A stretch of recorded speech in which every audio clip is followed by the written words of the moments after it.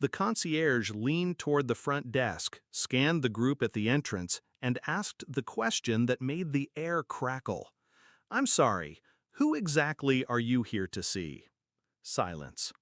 My cousin Julie, in her $12 Target flip-flops, glanced at the marble floor like it betrayed her.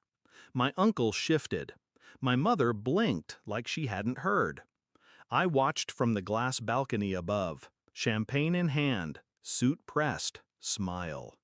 After a decade of being ghosted, lied to, disinvited, and deleted, they walked into my estate like they still owned the narrative. They didn't know, but this time I wrote the ending. The last time I was invited to a family reunion, Barack Obama was in office. No one said it out loud, but after Dad died, I became the inconvenient one. Too quiet, too serious, too independent. And when I came out, softly, cautiously, just needing someone to say, "Okay, cool," they vanished like a magic trick. No texts, no calls, no seat at the table. I spent 10 years eating silence, and I learned how to chew glass with a straight face. I built my life like a weapon. Started a company from the same basement they once said smelled like failure. Sold it for 8 figures. Bought the beachfront estate in my mother's favorite vacation town, and never told her. The same ocean, a better view. They didn't ask how I was doing. They just watched from a distance and assumed I was still the same soft kid with no spine. So when the reunion came back around, bigger, bolder, everyone's invited, I was left out, again. But fate has a funny taste for irony. The hotel they picked? Fully booked. Every venue in town? Rented. By me. I had 3 properties lined up. The estate, a private yacht for overflow, and the ballroom of the only 5-star hotel within 80 miles, booked under a shell company. They didn't know. They wouldn't until they had nowhere else to go. That's when the texts started. "Hey, long time. You still live near the beach, right?" I let them pile up, unread, unanswered, until the day before the reunion when I sent one group message. "My place is open. Bring sunscreen. No apology needed.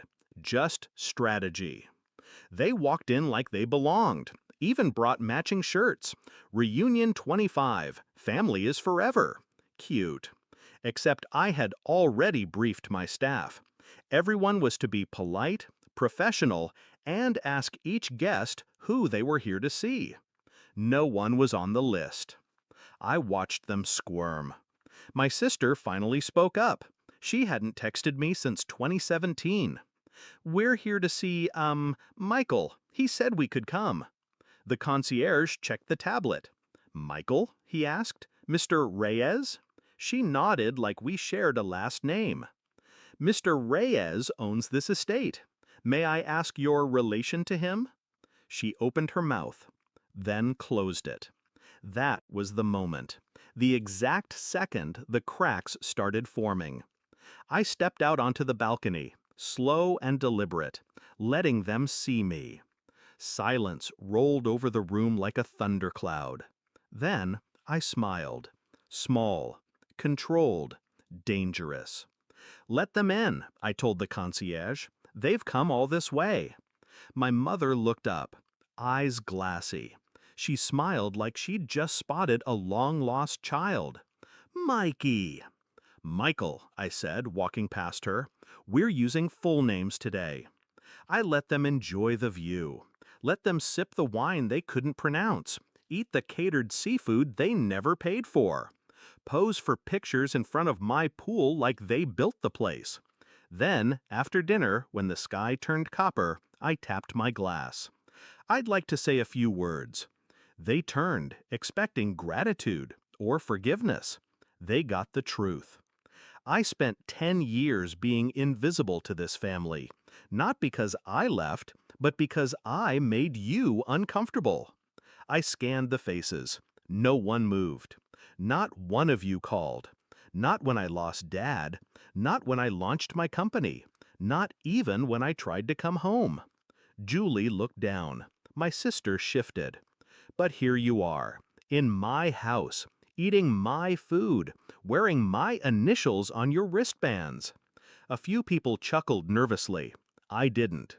This isn't a family reunion, I said, stepping closer. It's a funeral, for the version of me who needed your approval. My mother whispered my name. I cut her off. This isn't anger, it's clarity. You didn't just lose touch, you let go. And I stopped waiting for you to reach back. I raised my glass. So drink, laugh, take your photos, because after tonight, this door doesn't open again. Pause. This isn't revenge. It's closure. I walked away before they could respond, left them in the glow of the lights they didn't turn on, under a roof they didn't help build. That night, as they filed out, silent and small, the concierge asked each of them again, "Who were you here to see?" No one answered, not a single one. I watched them go from my bedroom window. No tears, no rage, just that same calm smile.